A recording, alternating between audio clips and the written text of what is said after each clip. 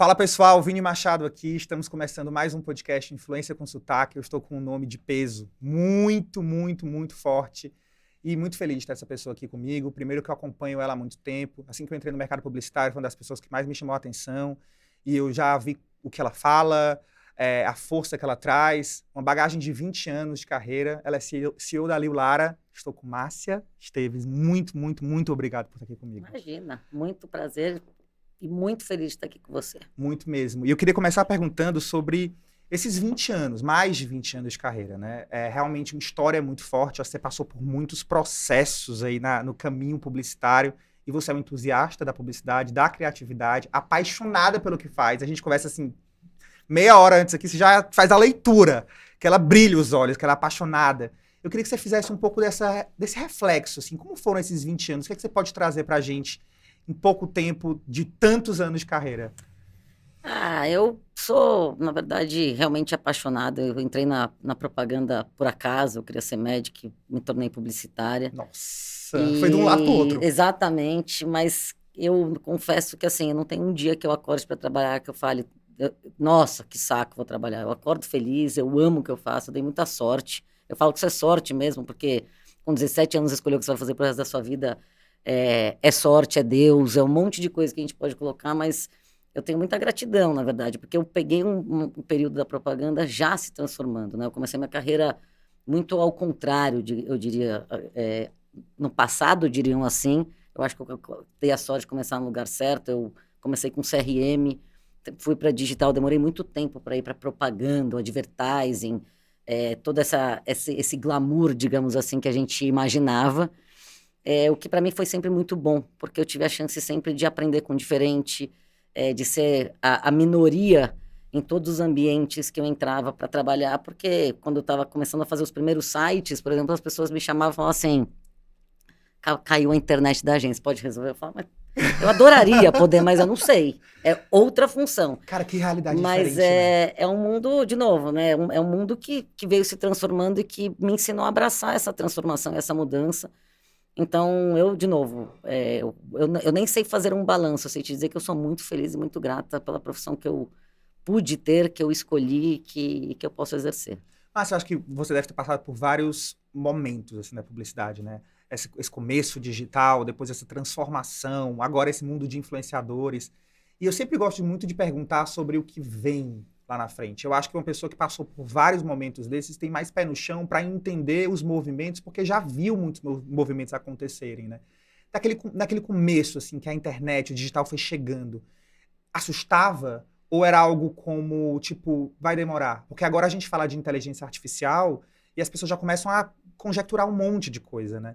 Na tua opinião, como é que é o reflexo desses ciclos que vão surgindo no mercado, no comportamento de consumo? Eu acho que a gente sempre teve, né? Assim, o que demora muito, às vezes, assim, a transformação pela tecnologia, ela existe desde, né, da rádio, TV, colorido, a gente pode olhar para isso. O que demora, o que a gente tem vivido agora, na verdade, eu sempre falo assim, não, a gente não está mais em tempos de mudança, né? A gente está numa mudança de tempo. É muito diferente, né? A gente está vivendo uma nova era, realmente, porque a tecnologia está avançando a passos que a humanidade não consegue acompanhar.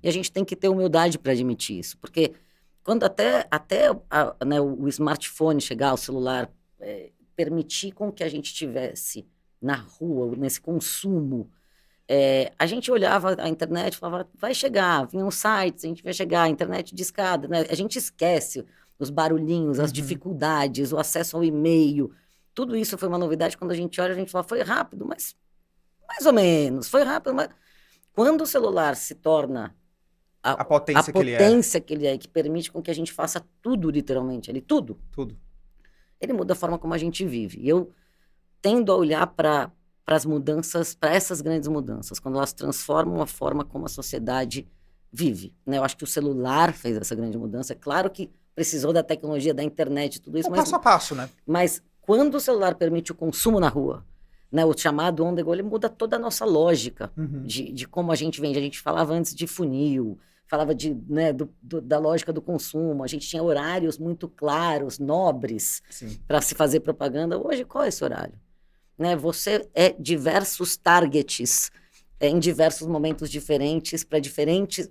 Então, quer dizer, Diferentes tudo ocasiões, se misturou. Comunidades também, né? Tudo se misturou. E a gente atravessou, né? Quando a gente olha para as marcas, que eu também tenho muita curiosidade, assim, as eras das marcas foram se transformando, né? As marcas, a propaganda nasce pós-revolução industrial para educar as pessoas, né? Como usar uma máquina de lavar, porque a máquina de lavar está sendo lançada, ninguém saberia sabia como o que era utilizar. aquilo, era. E a gente vem vendo, né? Isso anos 20, a gente vem vendo 1920, vai vindo para uma evolução que eu acho que a grande mudança que a gente não percebeu, que eu vou chegar na tua resposta, é que nos anos 90 as marcas eram religião, né? Eu tô passando já várias outras fases, Claro, tá? claro. Porque daí vem o reason why, os planejamentos estratégicos acontecem, né? Mas para não ficar muito longo isso, assim, anos 90 as marcas tinham um papel religioso na vida das pessoas, né? Quando você via um grupo na Harley Davidson, você já pré-julgava o que eles eram, né? Existiam tribos, então as marcas... Os clusters eram muito definidos por marcas. pelas marcas, né? Eu poderia citar várias, mas as marcas tinham um papel quase que As religioso. donas de casa, né? Várias. O que acontece nessa virada de a gente fala mais ou menos anos 2000, mas eu diria de 2010 para cá com tudo isso. Que é a digitalização no seu máximo, que a gente ainda nem chegou, mas do que a gente conhece hoje, ela inverte esse papel. As pessoas se unem por causas e elas convidam as marcas a participarem ou não, a terem um ponto de vista ou não. E essa virada, ela transforma absolutamente o nosso papel de comunicador, o nosso papel de como a gente constrói as marcas. Não é porque as pessoas têm poder ou não, é porque a gente precisa redefinir o papel da marca. E a gente fala tanto de impacto, a gente acredita nisso muito na agência, que a gente fala muito de impacto. Ah, quantas pessoas usam impacto, mas não é. É qual o impacto de fato na vida das pessoas que a sua marca é capaz de deixar. E essa virada, ela se faz muito importante, especialmente no momento em como a gente está vivendo agora, de inteligência artificial, que tende a ser, sim, uma revolução na vida das pessoas. Antes de qualquer coisa Seria na vida das pessoas. Seria um novo smartphone, digamos assim. Acredito que tem potencial para... A gente vai ter que entender a adoção, a gente vai ter que entender infraestrutura, a gente vai ter que entender regulamentação. Tem muitas etapas pela frente, que podem ser rápidas ou demoradas. Claro.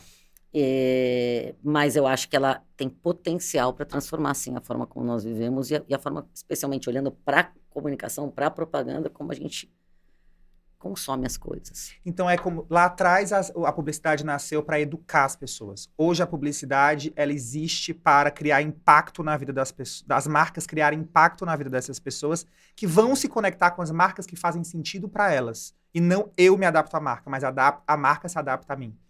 É uma troca, né? Acho que é uma troca. Eu acho que as marcas também têm que ter um ponto de vista claro, mas elas têm que ter um ponto de vista claro. Eu acho que quando as marcas acertam esse ponto de vista, têm a sua verdade, e elas chegam no consumidor dessa forma, as pessoas também naturalmente geram essa afinidade. Claro. Então, é uma troca como todo bom relacionamento. Sim. O que acontece é que nesta evolução, a gente vive num mundo que a atenção, ela é muito difícil de se ter. A gente não tem tempo. A fragmentação, não interrompe, né? Fragmentação da mídia é desesperadora, né? Cada vez mais impacto, a gente está todo mundo muito cansado. Eu falo, antes as pessoas paravam para assistir a propaganda. Ninguém pode mais acordar com a pretensão, né? Quem trabalha em comunicação com a pretensão que alguém acorde para assistir a propaganda, porque basta a gente olhar o nosso próprio comportamento quando a gente está em alguma tela, a gente fala, ai, que saco que isso apareceu. Pode não falar, mas pensa. Mas pensa. Agora, que é o interromper. Eu sempre me pergunto, como eu faço para fazer aquela propaganda que as pessoas olham e falam, nossa, eu não estava procurando por isso, mas que incrível. Que legal. Nossa, isso me emocionou. Eu dei risada de... aquele clichê do entreter e não interromper, né? É como eu faço para a publicidade entreter de fato as pessoas de forma genuína e não um sentimento de que está interrompendo uma programação. É a lógica de não precisar estar em todos os lugares ao mesmo tempo, mas estar onde você deveria estar. Super, super, faz todo sentido. Uma coisa que a gente gosta muito de trazer aqui no podcast, e a gente falando um pouco nisso, eu até vou puxar essa pergunta, que é sobre esse país tão grande que a gente vive, né? A gente vive num país continental, com vários sotaques, com diferentes sotaques, o do sul diferente do norte, e cada vez mais a gente até vê que os influenciadores, por exemplo, eles eram influenciadores, hoje a gente já entende que eles são líderes de comunidades, né? E as marcas querem conversas nessas comunidades. A gente vê marcas em festivais, conversando com clusters, com Gen Z e tudo. Qual que é, na tua opinião, o maior desafio para conseguir chegar em várias comunidades e falar com várias comunidades? E qual é um erro que você vê constante que as marcas têm? Eu acho que a gente precisa primeiro entender que existe um continente chamado Brasil, né? É isso Enquanto a aí. gente não assumir isso, as coisas ficam muito mais complexas do que elas parecem. Segundo ponto a gente não pode perder a curiosidade e a vontade de aprender, né? Todos os dias no nosso país a gente tem a possibilidade de aprender. A gente é um dos países mais criativos todos os anos no mundo inteiro, reconhecidos como por conta das nossas pessoas, por conta da nossa diferença cultural, por conta desta troca A multicultura que a gente de vive sotaque, de explode cores, de sabores, criatividade. isso é criatividade. Então, se a gente parar para pensar, assim, eu trabalho na melhor profissão do mundo porque ela representa o que o brasileiro é. Ao mesmo tempo, a gente acaba cedendo a padrões, às regras, a narrativas que não necessariamente condizem com a liberdade da nossa criatividade. Então, eu acho que o que acontece no nosso país, vamos dizer assim, é um país muito grande, ele é continental, é muito difícil você conhecer tudo no nosso país, para não dizer impossível. Claro.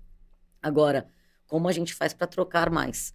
Né? Eu tenho o privilégio e a sorte hoje de presidir a ABAP, e eu me encanto a cada reunião que eu faço com os nossos regionais. Porque todos os dias eu aprendo alguma coisa. Todos os dias eu aprendo. Não é só o sotaque que é delicioso. É o todo. É o todo. Né? É o conjunto da... Porque o sotaque é uma metáfora do regional. É a metáfora da cultura. Que é maravilhoso. Né? Mas tem tanta coisa por trás disso. E eu acho que quando a gente consegue, de fato, casar, né, literalmente, a nossa curiosidade com a nossa criatividade para colocar o melhor do Brasil na frente das pessoas, a gente tem uma campanha de resultado. Mas, de novo, precisa de interesse, precisa de tempo, precisa de curiosidade. Márcia, você como no lugar que você está hoje na ABAP, né? Como que essas agências de publicidade regionais, elas se conectam com o nacional? Existe algo que você acha que poderia ser provocado para elas crescerem ou ganharem grandes contas? Ou o fato delas não estarem em São Paulo, isso atrapalha de alguma forma? Como é que você vê esse cenário que a gente vive num mundo tão globalizado, né? E assim, a gente percebe que, por exemplo, eu tive que vir para São Paulo para conseguir realmente construir essas narrativas e relacionamento, que é muito importante, porque a gente sabe que o mercado vem muito para cá. Mas como que a gente pode ser um canal de incentivar e crescer mais essas agências que estão ao redor do Brasil? Eu acho que esse é um dos principais objetivos da ABAP, pelo menos nesse biênio, não pelo menos, mas começando por esse biênio e, mentira, deixa eu melhorar, que já existe há muito tempo, mas que agora a gente colocou uma luz e um holofote muito grande nisso, porque acho que são várias coisas. Primeiro, as agências regionais são tão poderosas como qualquer agência, né? Porque a gente pode considerar que as agências em São Paulo são agências regionais. Sim. Então depende de como você enxerga o que é ser regional. Sotaque tem São Paulo tem sotaque. Exato. Então, assim, verdade. Eu acho que todas as agências têm os seus, as suas riquezas e as suas fortalezas. Eu me encanto muito a cada agência que eu conheço, a cada ideia que eu vejo de diversos, eu ia falar países chamados Brasil, mas diversos estados. E eu acho que a gente tem uma riqueza cultural muito grande e ainda a capacidade, a possibilidade de aprender, né? Nada melhor do que fazer propaganda. Vou dar um exemplo no Centro-Oeste, que é muito rico no agro. No agro. Com quem sabe falar e fazer. Perfeito. Com quem está ali vivendo. Por outro lado, é inegável que São Paulo é uma grande metrópole, uma das principais metrópoles do mundo. Então, muita coisa acontece aqui, muitas sedes estão aqui, muitos eventos acabam acontecendo aqui. E eu não enxergo isso como um desdém para o restante do país. É porque simplesmente é uma metrópole de acesso, que concentrou. Então, acho que a gente tem que buscar esse equilíbrio. Então, como é que a gente leva um pouco dos eventos que acontecem aqui para diversos regionais? Como é que a gente dá luz para diversas agências que não necessariamente estão, hoje, muito, vamos dizer assim, focadas em festivais internacionais, mas que estão focadas ou em festivais locais, ou em fazer grandes trabalhos que fazem a diferença para a nossa economia e para o nosso país. Então, esse equilíbrio tem que começar a acontecer, ele já tem acontecido. A gente tem um projeto bastante, eu diria, robusto para o segundo semestre de fazer um congresso de comunicação. A gente está brincando do nome, mas é verdade, do Oiapoque é o Chuí, mas que a gente quer levar quase que o mesmo evento, respeitando, claro, espaços regionais e regionalidades para cada uma das cidades. E a gente vai fazer com apoio, eu acho que de tudo e de todos, porque é o que todo mundo quer ver, essa troca. Uma troca maior acontecendo, todo mundo cresce, todo mundo aprende. Então, acho que tem que pôr um pouco de esforço, um pouco de vontade Acho que quando a gente direciona, as coisas acontecem. Sensacional. Gente, eu tô assim, ó, de boca aberta. Cara. Eu queria te perguntar também sobre o Brasil, né? Você vai pra Cannes, você vai ser jurada. Meu Deus do céu, que Super honra. feliz. Você já foi vários anos. E eu queria entender um pouco qual a percepção que você tem da publicidade do Brasil em comparação à publicidade mundial e o que é que o Brasil pode deixar ou deixa ou chama a atenção quando está num momento desses. Cara, eu acho que eu falo isso, mas eu falo talvez um pouco enviesada pela minha paixão, mas não tem problema, é realmente o que eu acredito. Sabe quando você encontra um gringo, no Brasil, eu falo do Brasil usando uma havaiana no pé? Você fala, Sim. cara, isso aí é do meu país. Não tem um pouco disso Tem, assim? tem. É assim que eu acho que a gente tem que sentir sobre a propaganda brasileira. Se a gente olhar, o nosso mercado hoje, ele está entre os principais mercados da economia brasileira. A gente emprega 400 mil pessoas, direta e indiretamente, todos os anos. Cada real investido em propaganda vira 8,54 do nosso PIB. O ano passado, só usando a avaliação do sempre mês, foram 23 bilhões de reais investidos em propaganda. É grana. Tem uma movimentação da economia. Quando eu falo da grana, é pela movimentação da economia, a capacidade de transformação da sociedade que a gente tem. Então, assim, quando a gente olha no mercado nacional, você fala, cara, mas já é uma coisa gigantesca. Gigantesca. Ponto 2, Brasil é o único país no mundo que tem mídia e criação junto. Tem um monte de gente que critica, porque é mais fácil criticar do que olhar a beleza. Uhum. É o mundo que a gente vive. Mas é um modelo absolutamente comprovado como um modelo que todos os países querem levar e aprender como a gente faz. Por quê? No momento em que você tem a ideia e os canais da mensagem juntos, você consegue fazer coisas mais poderosas. Tanto é que, nos últimos 20 anos, o Brasil está entre os 10 países, mais premiados do mundo, não só no Festival de Cannes. Mas é interessante que nós somos a 9ª economia do mundo, mas nós somos o quarto país mais criativo do mundo. Então, a gente tem quase uma economia criativa mais forte do que a nossa própria economia, se a gente for colocar dessa forma. Quando você pega as fichas técnicas dos principais prêmios e festivais, eu tendo a dizer que sempre vai ter um brasileiro ali na ficha técnica. Então, muitas vezes, prêmios que não são para o Brasil, são de brasileiros espalhados na Ásia, no Oriente Médio, nos Estados Unidos, da Oceania, literalmente em todos os cantos do mundo, no continente africano. Quando você olha para isso, cara, tem brasileiro espalhando o seu brilhantismo no nosso mercado, no mundo inteiro. O mundo inteiro tenta buscar profissionais. Por quê? Porque nós somos um povo criativo, porque nós temos um modelo comprovadamente correto. Então, as pessoas amam os brasileiros, né? Existem falas, né, das máfias brasileiras, festivais afora, e nós somos mesmo, porque eu brinco assim, aqui eu sou Lil Lara TBWA até morrer, mas quando eu chego em qualquer festival, eu sou Brasil até morrer. É isso. É Copa do Mundo e vambora, todo mundo junto. É isso aí, todo mundo ganha. O país ganha. Uma vez eu estava no Vale do Silício, fiquei uma temporada lá, e eles me falaram uma coisa que me marcou muito. Eles falaram assim, vocês brasileiros, parem de exportar talentos. Por que as pessoas mais foda, mais criativas estão indo embora do país? Né? Por que vocês não retêm esses talentos? Eu falei assim, gente, mas realmente um movimento de crescimento que essas pessoas têm por N motivos, por N fatores, porque as pessoas buscam outras vidas e tudo mais. Qual, na tua opinião, na publicidade, o que mais a gente pode fazer, o que mais a publicidade pode fazer para reter os melhores talentos? Eu tendo, assim, acho que são algumas coisas, né? Tem muitas transformações e mudanças que são por escolha de vida, né? Eu tive muitos amigos se mudando porque queriam que os filhos tivessem uma experiência fora, tinha uma escolha de um projeto de vida. Outras porque algumas pessoas tinham muita vontade de trabalhar com marcas globais. Fazendo a campanha global da fonte, não adaptando. Existem alguns sonhos. E eu acho que existe uma realidade do nosso mercado que é inegável, que a gente ainda é muito... Eu acho que isso vale para o mercado latino-americano.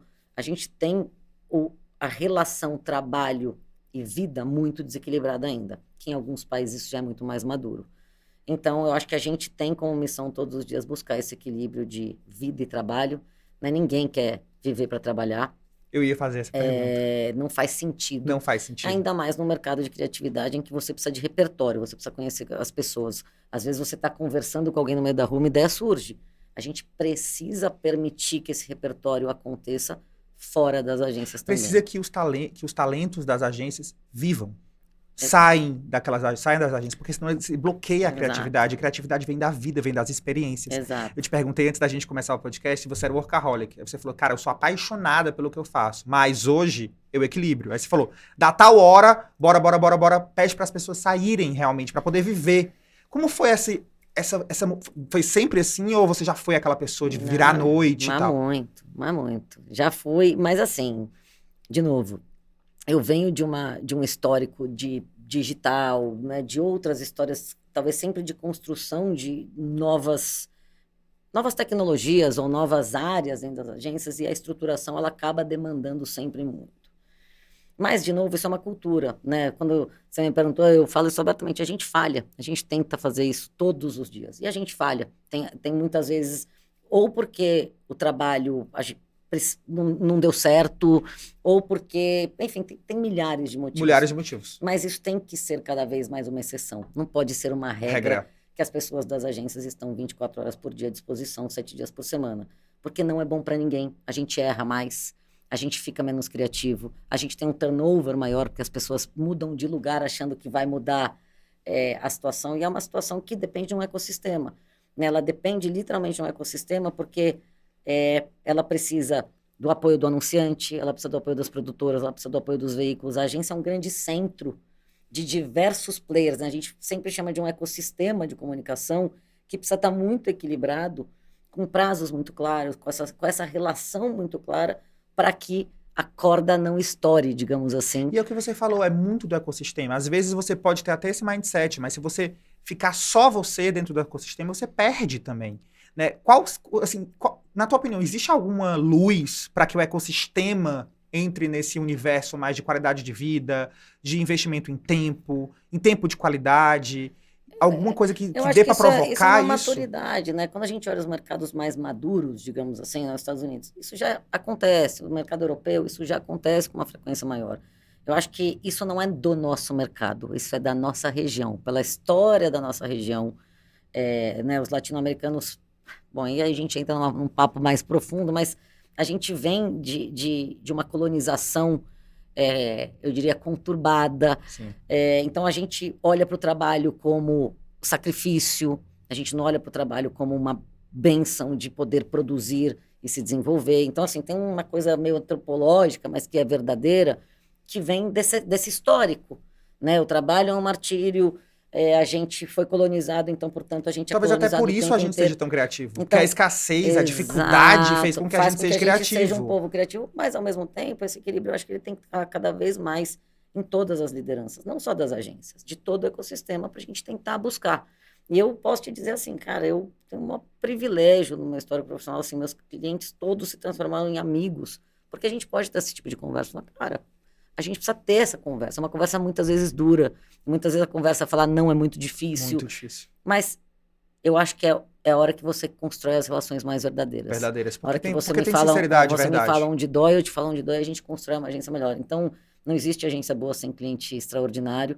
E eu sempre acredito na conversa. Eu tendo a sempre ter conversas muito duras, assim, eu tenho com os meus clientes. Na verdade, eles em geral, eles comigo também. E muitas vezes eu tenho a humildade de falar, erramos, peço desculpa, a gente vai correr. E muitas vezes eles me dão a mão para a gente construir melhor com todas as equipes juntas. Então, eu realmente acredito nessa relação junto e misturada, que às vezes tem um atrito, mas que você senta, tem uma conversa e você resolve, e ela se torna de longo prazo, porque você cria uma relação de confiança de que todo mundo vai querer estar sempre melhor. E a confiança, ela vem muito, e a conexão vem muito da vulnerabilidade também. Você ser real. De você botar a verdade na mesa, de você falar onde te dói mesmo. E isso se conecta com as outras pessoas, porque às vezes é a dor do outro também. E a gente também tem que ter a certeza e acreditar, pelo menos eu acredito muito nisso. Certeza, eu não sei, mas eu tenho, acho disso. É muito difícil construir um relacionamento. A gente tem que assumir, né? Então, qualquer relacionamento demanda tempo, demanda cuidado. Mais fácil você jogar a toalha e falar, não deu certo, vamos separar. Em qualquer relacionamento. Qualquer relação. O mais difícil é você sentar e reconstruir a sua relação com a sua agência, a sua relação com os seus parceiros.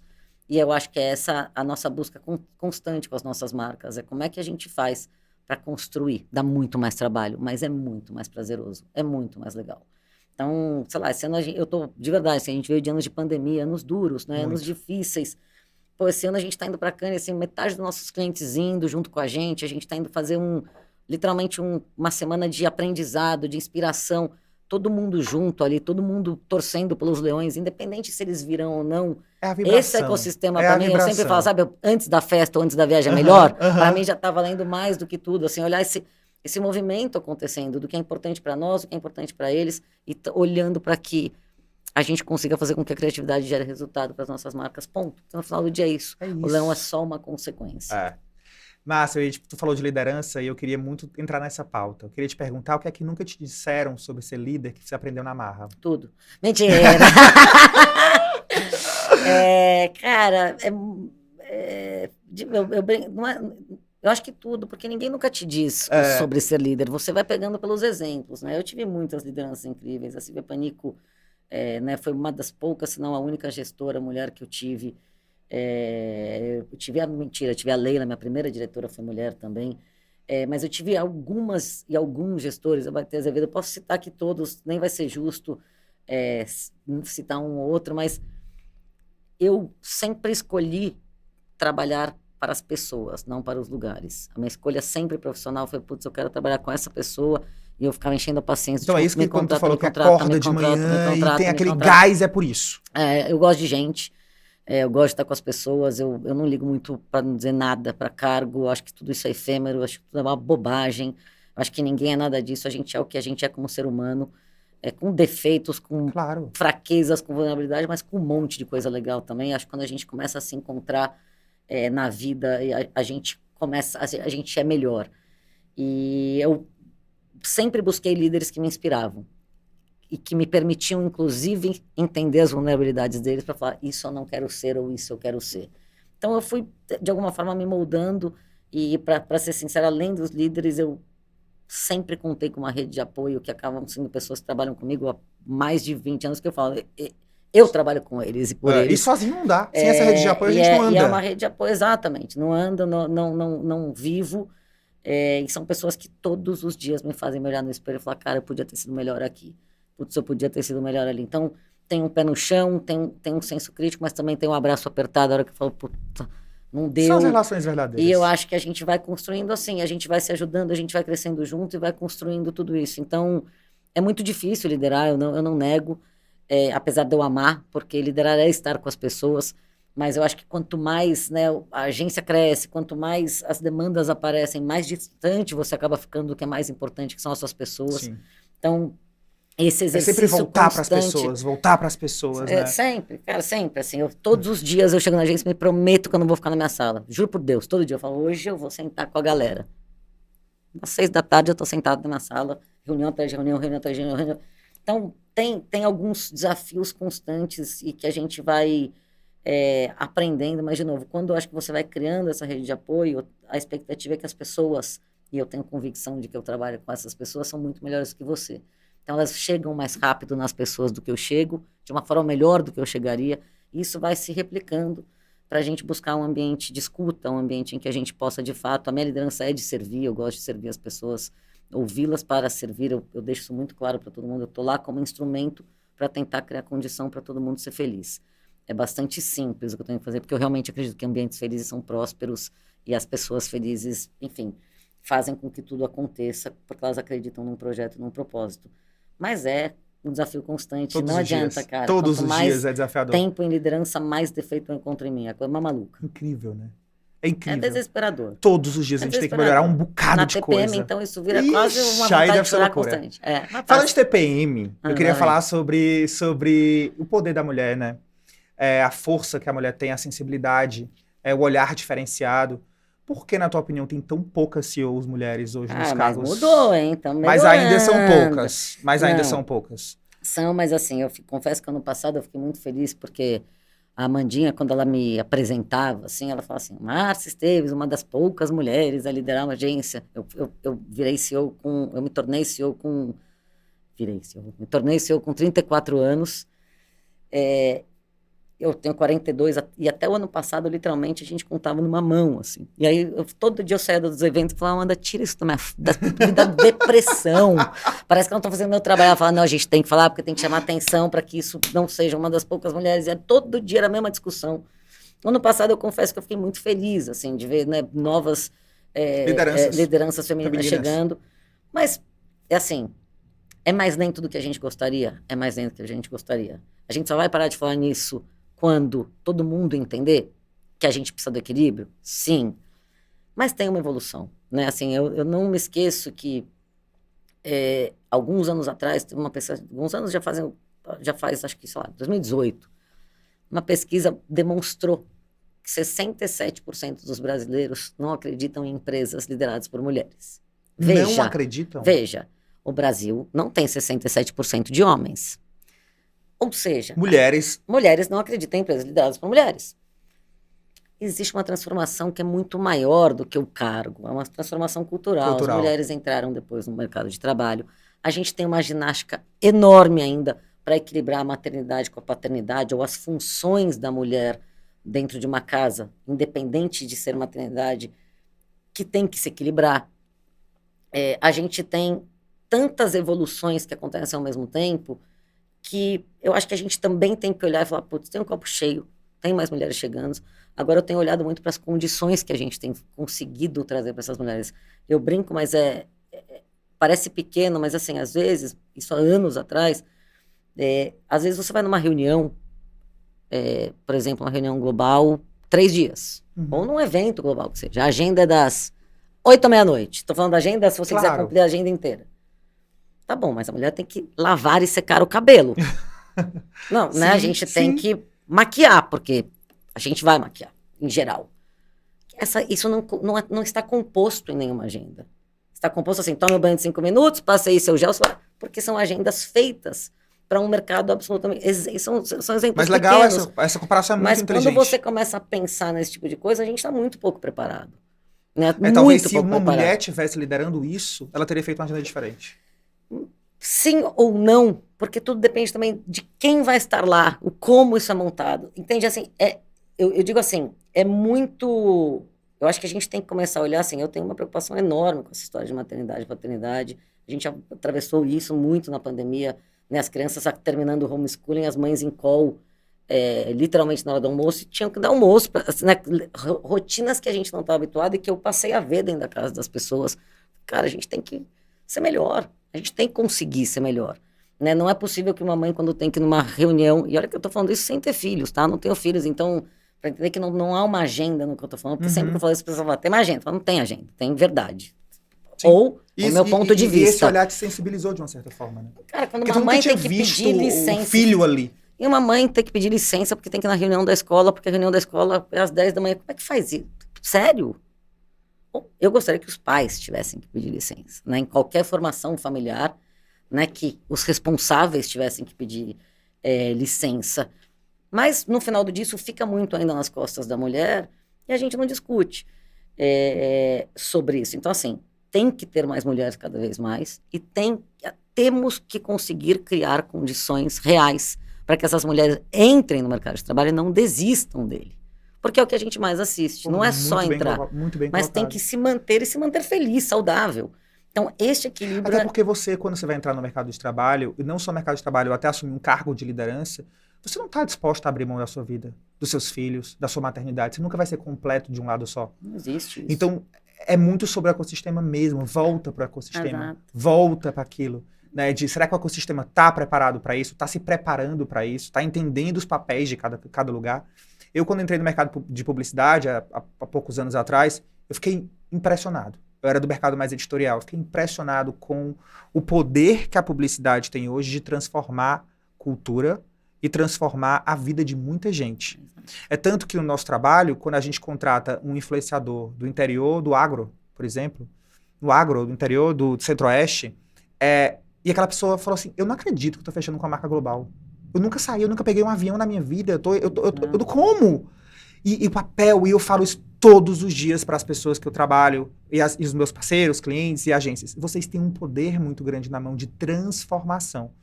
Eu queria perguntar qual a tua opinião sobre Qual é o maior poder hoje de um publicitário? O que é que mais, hoje em dia, qual o maior papel das pessoas que estão inseridas no mercado publicitário, na tua opinião, hoje? Fazerem a transformação da sociedade que elas querem viver. Eu sempre digo isso para todo mundo, né? Que profissão que você consegue chegar a 220 milhões de pessoas com 30 segundos que você faz? Que loucura. Que profissão, ou com seus 5 segundos, sem falar de meio ou formato, mas a gente tem essa profissão, né? Através das marcas, a gente pode chegar, num dia, a 220 milhões de pessoas que vivem no nosso país. A pergunta é, o que a gente vai fazer com essa mensagem? Como a gente vai levar essa mensagem? Assim, a gente assistiu numa pandemia que a gente esquece muito rápido das coisas. Foi através da propaganda que a gente explicou para as pessoas como usar máscara, né, o papel do álcool. A gente explicou isso. Será que a gente não consegue cada vez mais, né, através das marcas, através da propaganda, transformar a sociedade que a gente quer tanto viver? E eu digo isso porque parece que a gente, mais do que polarizado, a gente virou uma sociedade com pressa. Né? Assim, o mundo está um pouco assim, mas é a sociedade com pressa. E às vezes você pergunta, por que você está correndo tanto? A gente nem sabe responder, mas a gente está sempre atrasado, sempre com pressa, sempre querendo ter mais opinião que o outro, sempre se comparando. Sempre se comparando, sempre correndo. A gente perdeu um pouco da qualidade da troca de relações. Eu acho que o que nos difere, né, dos demais animais, digamos assim, no mundo, é nosso papel, nosso poder de comunicação. E eu acho que o nosso papel, de novo, como comunicadores, é cada vez mais ter clareza do mundo em que a gente quer viver e fazer com que as marcas se construam levando essa mensagem de forma correta. Não adianta a gente ir para a planilha reclamar. E não porque ninguém vai ouvir. A gente pode até tentar ouvir, mas não é o que transforma. Não adianta ir para as redes sociais. Eu sempre digo isso, é só olhar o Brasil. Adianta essa polarização? Não adianta. Adianta a gente sentar, conversar e buscar os melhores caminhos para as pessoas. De novo, a gente vive num país, eu estava outro dia numa palestra, assim, 15% da população vive em estado de pobreza que não tem o que comer. Cara, eu fico sem dormir quando eu escuto um treco desse. É absurdo. Eu fico desesperada. Eu fico pensando, o que a gente pode fazer? A gente tem que conseguir fazer. Então, acho que o nosso papel, através da criatividade, é transformar o mundo mesmo. As pessoas falam, Mara, você é uma sonhadora. Eu falo, eu sou mesmo, eu assumo. Mas eu acho que quando a gente muda a vida de uma pessoa ao nosso redor, a gente está mudando a sociedade. Não estou dizendo que a gente vai transformar o mundo, que as guerras vão acabar, porque, de novo, isso não é um problema do país, isso é um problema do mundo. Mas eu acho que quando a gente olha para o nosso próximo, do mais próximo, sabe, uma coisa quase bíblica mesmo, mas ela é real. Quando você constrói pequenos ambientes que podem se transformar em maiores, mas que são saudáveis, que são felizes, que você se importa de verdade com as pessoas, eu acho que você vai transformando. Você transforma a vida daquela família, aí aquela família é capaz de transformar a próxima família, e você vai gerando isso pelo exemplo. Eu acho que é isso que falta. Às vezes a gente olha que a gente quer fazer uma transformação muito grande e ela fica muito difícil. Ou às vezes a gente quer criticar e não quer fazer, e dá trabalho pra caramba fazer diferente. É difícil, demora, você precisa de resiliência, você precisa de tempo, você precisa insistir todos os dias para fazer com que essa mudança aconteça. Eu acho que a gente acaba desistindo pelo esforço, mas eu acho que a gente tem um poder extraordinário nas nossas mãos, e eu realmente torço para cada vez mais a comunicação volte a buscar a transformação da nossa sociedade através da criatividade, através da felicidade, através da celebração, e demonstrar, cara, o nosso país é extraordinário. Você sabe disso, eu sei disso. Eu procuro viajar o Brasil o máximo que eu posso, assim, de verdade, dos lugares mais inusitados, as principais capitais. E, cara, é sempre encantador. E sabe alguma coisa que é muito legal também, que eu estou vivendo na prática? As verbas de mídia, que eram muito nos tradicionais, elas estarem mais pulverizadas. É a gente poder investir no interior de uma cidade, é a gente poder investir numa outra capital que normalmente não tinha investimento para lá, porque era sempre na TV aberta, que ia para tudo. Então, até isso movimenta a economia de um jeito diferente. Até isso traz uma transformação de você dar acesso a pessoas que nunca imaginaram aquilo existir para elas, né? Mas eu me emocionei muito com o que tu falou, assim, eu acho que é muito sobre transformação social. É muito sobre esse impacto mesmo. Realmente conseguir falar com 220 milhões de pessoas em 30 segundos, isso é muito louco, né? É muito louco. É muito louco. A gente não vai pensar, mas é uma responsa gigante. Gigante. Eu vou encerrar com uma pergunta. Eu queria saber qual a sua dica para mulheres que querem trabalhar no mercado publicitário. Trabalhem. Venham. Existe alguma dica diferente, falando diretamente para mulheres mesmo, que a gente trouxe esse assunto para cá, e eu acho que o que você falou já foi muito forte, mas eu queria encerrar com isso. Cara, acho que são, sei lá, talvez o que eu tente fazer todos os dias, assim. Primeiro, ser feliz. Tem que tentar ser feliz todos os dias. E eu acho que para a mulher, de verdade, assim, talvez tentar não se culpar.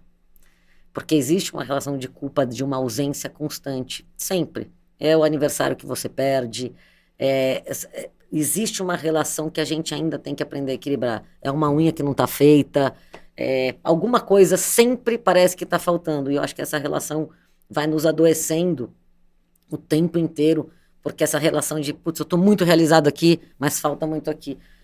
Então, eu acho que tem uma relação de tentar fugir da culpa buscando o equilíbrio. E eu acho que é uma luta incessante. Eu acho que vale para homens, vale para mulheres, enfim.